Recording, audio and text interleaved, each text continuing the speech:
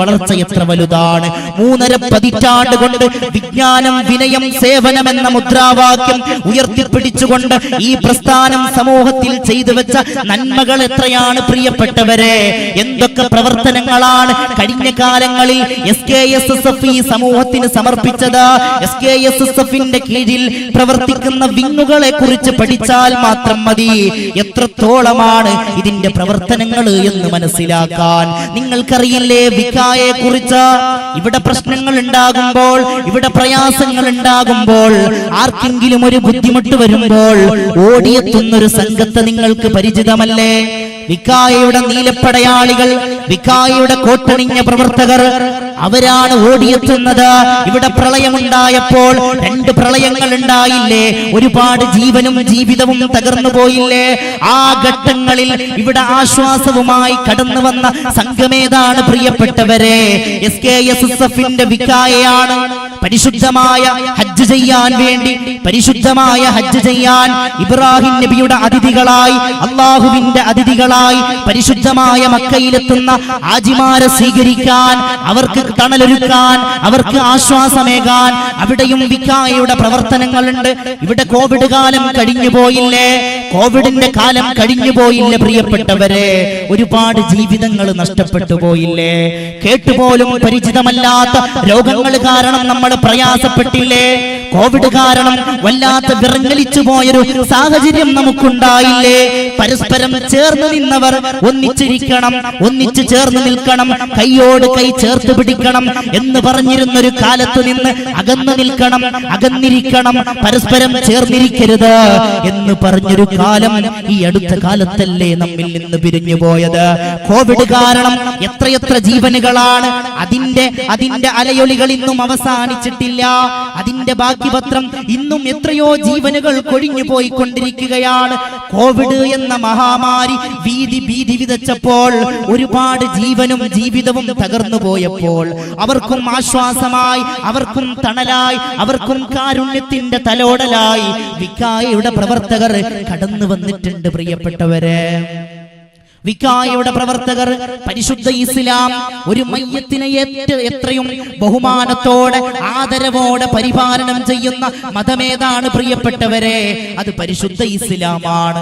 ഇത്രത്തോളം മരിച്ച മയ്യത്തിനെ പരിഗണിക്കുന്ന, മരിച്ച മയ്യത്തിനെ പരിചരിക്കുന്ന മറ്റൊരു സമൂഹം, മറ്റൊരു മതവിശ്വാസികളില്ല. ആ പരിശുദ്ധ ഇസ്ലാമിന്റെ ആളുകളും മയ്യത്തിനോട് അടുക്കാൻ പോലും ഭയപ്പെട്ടൊരു കാലം അതായിരുന്നു കോവിഡ് കാലം. മയ്യത്തിനെ ഒരു തുണിയിൽ പൊതിഞ്ഞ് അതിനെ ഒരു കുഴിയിലേക്ക് തള്ളിയിരുന്നൊരു കാലം. അല്ലാഹു അത്തരം അപകടങ്ങളെ തൊട്ട് അല്ലാഹു കാത്തുരക്ഷിക്കട്ടെ. ആ സാഹചര്യങ്ങളിൽ ആരാണ് മയ്യത്ത് കുളിപ്പിക്കാനും മയ്യത്തിനെ പരിചരിക്കാനും മതം നോക്കാതെ, ജാതി നോക്കാതെ, വർഗം നോക്കാതെ, വർണ്ണം നോക്കാതെ, സംഘടന നോക്കാതെ അവർക്ക് ആശ്വാസമായതാരാണ്? മരിച്ചു കിടക്കുന്ന മയ്യത്തിനെ പരിചരിച്ചതാരാണ്? വികായയുടെ പ്രവർത്തകരാണ്. ഇങ്ങനെ എത്രയെത്ര പ്രവർത്തനങ്ങളാണ്. ഒരു സമ്മേളനം നടക്കുമ്പോൾ നിങ്ങൾക്കറിയില്ലേ, ഐതിഹാസികമായ ബാംഗ്ലൂരിലെ സമ്മേളനം, അത് കഴിഞ്ഞ് മുഖദ്ദസിൽ കോഴിക്കോട് കടപ്പുറത്ത് ജനസാഗരങ്ങൾ ഒരുമിച്ച് കൂടിയ കോഴിക്കോട്ട് കടപ്പുറത്ത് സമ്മേളനം, ആ സമ്മേളനങ്ങളൊക്കെ കഴിഞ്ഞു പോകുമ്പോ ആ സമ്മേളന നഗരിയുടെ പിന്നീടുള്ള അവസ്ഥ എന്താണ് പ്രിയപ്പെട്ടവരെ? ഒരു സമ്മേളനം നടന്ന ഒരടയാളം പോലും കാണിക്കാത്ത രൂപത്തിൽ എത്ര വൃത്തിയോടെയാണ്, എത്ര വെടിപ്പോടെയാണ്, എത്ര അച്ചടക്കത്തോടെയാണ് വികായയുടെ പ്രവർത്തകർ ആ നഗരിയെ കാത്തു സൂക്ഷിക്കുന്നത്. വികായ അഭിമാനമാണ്. വികായയുടെ നീലപ്പട്ടാളം, അതിന്റെ പിന്നിൽ അണിനിരക്കാൻ നമ്മുടെ മക്കൾക്ക് ഭാഗ്യം ലഭിച്ചാൽ, SKSSFന്റെ വികായയുടെ പിന്നിൽ അണിനിരക്കാൻ നമുക്ക് ഭാഗ്യം ലഭിച്ചാൽ, സമർക്കന്ദിൽ നിന്ന് 25,000-ഓളം വികായ വളണ്ടിയർമാർ, മുഖദ്ദസിൽ നിന്ന് 35,000-ഓളം വരുന്ന വിജിലന്റ് വികായ പ്രവർത്തകർ, ഇതൊക്കെ സമൂഹത്തിന് സമർപ്പിച്ചത് ഈ സമൂഹത്തിന് ആശ്വാസമാവാനാണ്. ഈ സമൂഹത്തിനൊരു പ്രതിസന്ധി വരുമ്പോൾ അവർക്ക് തുണയാകാനാണ്, അവർക്ക് തണലാകാനാണ്, അവർക്ക് ആശ്വാസമാകാനാണ്. ഈ പ്രസ്ഥാനം SKSSFന്റെ വികായയാണ്. അത് സമസ്തയുടെ കീഴ്ഘടകമാണ്. SKSSF ഈ സമൂഹത്തിന് എന്ത് ചെയ്തു എന്ന് ചോദിക്കുന്നവരോട്, SKSSFന് വേണ്ടി പ്രവർത്തിച്ചാൽ എന്ത് ലഭിക്കുമെന്ന് ചോദിക്കുന്നവരോട് വികായയുടെ പ്രവർത്തകനാകൂ പ്രിയപ്പെട്ടവരെ. ജീവിതകാലത്ത് നേട്ടങ്ങളൊന്നും നമുക്ക് ലഭിച്ചെന്ന് വരില്ല. ജീവിതകാലത്ത് സൗഭാഗ്യങ്ങളൊന്നും ഒരുപാട് കിട്ടിയെന്ന് വരില്ല. ആളുകൾ ചോദിക്കും, എപ്പോഴും സംഘടനാ പ്രവർത്തനം, എപ്പോഴും ദീനീ പ്രവർത്തനം ഇതായിട്ട് നടന്നാൽ മതിയോ, എന്റെ കാര്യമൊന്നും നോക്കണ്ടേ എന്ന് ആളുകൾ ചോദിച്ചേക്കാം. എന്നാലും നമ്മൾ പ്രവർത്തിക്കണം പ്രിയപ്പെട്ടവരെ. ദുനിയാവിലൊന്നും നേടിയില്ലെങ്കിലും, ദുനിയാവിൽ സൗഭാഗ്യങ്ങളൊന്നും നമ്മെ തേടിയെത്തിയില്ലെങ്കിലും, നാം മരിച്ചു കഴിഞ്ഞാൽ നമുക്ക് വേണ്ടി ഫാത്തിഹ ഓതാൻ, നമുക്ക് വേണ്ടി തഹ്ലീൽ ചൊല്ലാൻ, നമുക്ക് വേണ്ടി പ്രാർത്ഥന നടത്താൻ സമസ്തയുടെ മഹാരഥന്മാരായ പണ്ഡിതന്മാർ, സമസ്തയുടെ പ്രവർത്തകർ, ഏതൊക്കെ നാടിൽ സമസ്തയുടെ ശബ്ദമുണ്ടോ, എവിടെയൊക്കെ SKSSF-ന്റെ പ്രവർത്തകരുണ്ടോ, അവിടെയൊക്കെ നിന്നെ ഓർക്കപ്പെടും പ്രിയപ്പെട്ടവരെ. നിങ്ങൾക്കറിയില്ലേ, ഈ അടുത്തല്ലേ ഒരു ചെറുപ്പക്കാരൻ SKSBB-യുടെ കാസർഗോഡ് ജില്ലാ പ്രസിഡന്റായിരുന്ന ബാസിത്ത് തായൽ എന്ന ചെറുപ്പക്കാരൻ ഈ അടുത്താണ് നമ്മിൽ നിന്ന് വിട പറഞ്ഞു പോയത്. ചെറിയ പ്രായത്തിൽ ഇത്രത്തോളം ഓർക്കാൻ മാത്രം ബാസിത്ത് മരണപ്പെട്ടിട്ട് മാസങ്ങൾ കഴിഞ്ഞുപോയി. എന്നിട്ടും എന്തേ ഈ സദസ്സിലും ബാസിത്ത് ഓർക്കപ്പെടുന്നത് എന്തുകൊണ്ടാണ്? എന്ത് സുഹൃതമാണ് ബാസിത്ത് ഈ സമൂഹത്തിന് ചെയ്തു കൊടുത്തത്? ഒരുപാടൊന്നും ചെയ്തിട്ടില്ല. ബാസിത്തിന്റെ ചുരുങ്ങിയ ആയുസ്സിനൊടുവിൽ പടച്ചറപ്പ് നേരത്തെ വിളിച്ചില്ലേ പ്രിയപ്പെട്ട ബാസിത്തിന്?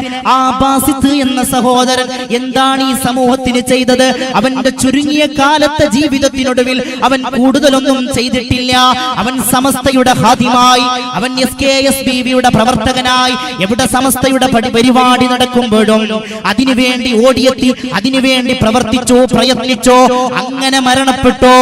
ആ രീതിയിൽ മരണപ്പെട്ടതുകൊണ്ട് എത്ര സദസ്സുകളിലാണ് ബാസിത്തിനെ ഓർക്കപ്പെടുന്നത്. തൃശൂരിൽ വെച്ചാണ് ബാസിത്ത് എന്ന സഹോദരൻ മരണപ്പെടുന്നത്. തൃശൂരുകാരനല്ലാത്ത ഒരാൾക്ക് വേണ്ടി തൃശൂരിൽ മയ്യത്ത് നിസ്കരിക്കപ്പെടുമ്പോൾ ആ നാട്ടുകാർക്ക് കൂടുന്നതിനേക്കാൾ ആളുകൾ ഒരു കാസർഗോഡുകാരന്റെ മയ്യത്ത് നിസ്കാരത്തിന് തടിച്ചുകൂടിയെങ്കിൽ ആ ചെറുപ്പക്കാരൻ ചെയ്ത സുഹൃതം എന്തെന്നറിയുമോ? സമസ്തയുടെ കീഴ്ഘടകമായ SKSBB-ക്ക് വേണ്ടി പ്രവർത്തിച്ചു. എന്നിട്ടോ അതിരാവിലെ ചെർക്കളയിലെ പള്ളി ഖബർസ്ഥാനിലേക്ക് ബാസിത്തിന്റെ മയ്യത്ത് കടന്നു വരുമ്പോൾ എത്ര ആളുകളാണ് ആ പള്ളിയങ്കണത്തിൽ കാത്തിരുന്നത്? എത്ര ചെറുപ്പക്കാരാണ് അന്ന് വരെ മൂടിപ്പുതച്ച് കിടന്നുറന്നവർ. അന്ന് ബാസിത്തിന് വേണ്ടി ഉറക്കമൊടിച്ച് കാത്തിരുന്നു ബാസിത്തിനെ യാത്രയാക്കാൻ.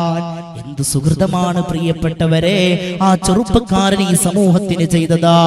ചുരുങ്ങിയ കാലം കൊണ്ട് സമസ്തയുടെ ഹാദിമായി, സമസ്തയുടെ കീഴ്ഘടകമായ SKSBB-ക്ക് വേണ്ടി പ്രവർത്തിച്ചോ.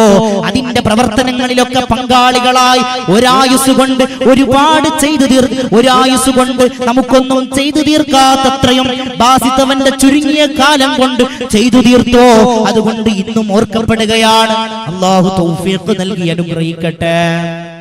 അല്ലാഹു തൗഫീഖ് നൽകി അനുഗ്രഹിക്കട്ടെ.